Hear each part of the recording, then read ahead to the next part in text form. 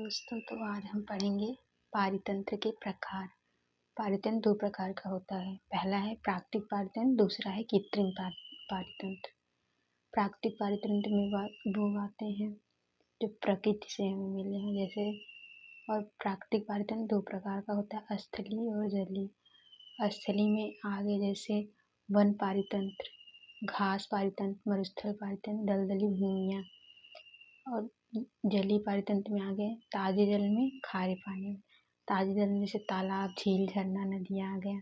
और खारे पानी में लैगून, महासागर। कृत्रिम पारितंत्र जो हम लोग खुद बनाते हैं, मानव खुद बनाते हैं, जैसे कृषि क्षेत्र, एक्वेरियम, चिड़ियाघर, नहर, कृत्रिम झील।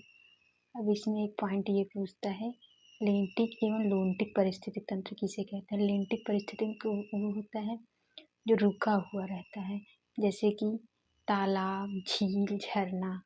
और लोटिक वो होता है जो मतलब बहता हुआ है, जैसे कि नदी हो गई है इसका उदाहरण। अब आगे पढ़ेंगे खाद्य श्रृंखला के बारे में। किसी पारितंत्र में उत्पादकों एवं उपभोक्ताओं के मध्य भोजन एवं पोषण के लिए एक निश्चित संबंध पाया जाता है, जिससे एक खाद्य का श्रृंखला का निर्माण होता है। खाद्य श्रृंखला में ऊर्जा का प्रवाह एक दिशीय होता है। ये बहुत ही इम्पोर्टेंट पॉइंट है। खाद्य श्रृंखला के प्रकार, चारण खाद्य श्रृंखला और अपघटक खाद्य श्रृंखला। चारण खाद्य श्रृंखला में वो आते हैं जैसे घास, टिड्डा, मेढक, सांप, जो नॉर्मल खाद्य श्रृंखला होती है। और अपघटक खाद्य श्रृंखला में वो आते हैं मतलब जो नष्ट से शुरू होते हैं, जैसे कचरा, कीट को खाने वाली होते हैं, छोटे मकड़ियाँ। अब इसमें आगे समुद्री पारितंत्र में ये समुद्र का पारितंत्र है। फाइलोप्लैंक्टन में आते हैं डायटम और साइनोबैक्टीरिया, जो कि बहुत इम्पोर्टेंट है। उसको खाने वाले होते हैं जूप्लैंक्टन। जूप्लैंक्टन को खाती है छोटी मछली, और छोटी मछली को बड़ी मछली। बड़ी मछलियों में आते हैं उदाहरण जैसे हेरिंग। इसके आगे खाद्य श्रृंखला हो गया। अब हम लोग पढ़ेंगे खाद्य जाल के बारे में। खाद्य श्रृंखला और खाद्य जाल में खाद्य जाल बड़ा होता है, इसको इंग्लिश में फूड चेन बोलते हैं। पारितंत्र में कई खाद्य श्रृंखलाएं मिलकर खाद्य जाल का निर्माण करती हैं, अर्थात अनेक खाद्य श्रृंखलाओं के पारस्परिक संबंध ही खाद्य जाल कहा जाता है। जैसे कि घास होता है, घास को खाने वाले बहुत होते हैं, टिड्डा, गाय, खरगोश, ये सब खाते हैं। उसके बाद फिर इन सबको खाने वाले भी अलग अलग हो जाते हैं, तो एक जाल का निर्माण हो जाता है उसमें, उसे ही खाद्य जाल कहते हैं। अब आएंगे पोषण स्तर।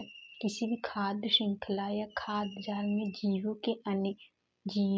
के उनके खाद्य स्रोत के आधार पर जो स्तर बनाए जाते हैं उन्हें पोषण स्तर कहते हैं। अब पोषण स्तर में जैसे उत्पादक हो गया, उसको प्रथम पोषण स्तर बोलते हैं। उत्पादक को खाने वाले प्राथमिक उपभोक्ता, वो हो गए सेकेंड पोषण स्तर।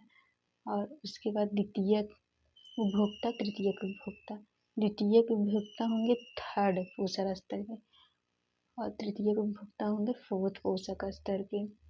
अब लिंडमान में जो 10% ऊर्जा का नियम है, सब जानते ही हैं कि मतलब 90% ऊर्जा वेस्ट हो जाती है, जो अगले पोषण स्तर में जाती है वो केवल 10% ऊर्जा ही जाती है। जैसे कि 1000 है तो उसका 10% अगले में 100 जाएगा, उसके बाद अगले में 10 जाएगा, फिर लास्ट में 1 ही बचेगा। अब पारिस्थितिकी पिरामिड क्या होता है। किसी पारिस्थितिकी तंत्र में उत्पादकों एवं विभिन्न उपभोक्ताओं के मध्य उनकी संख्या, जैव भार तथा ऊर्जा के बीच एक संबंध पाया जाता है।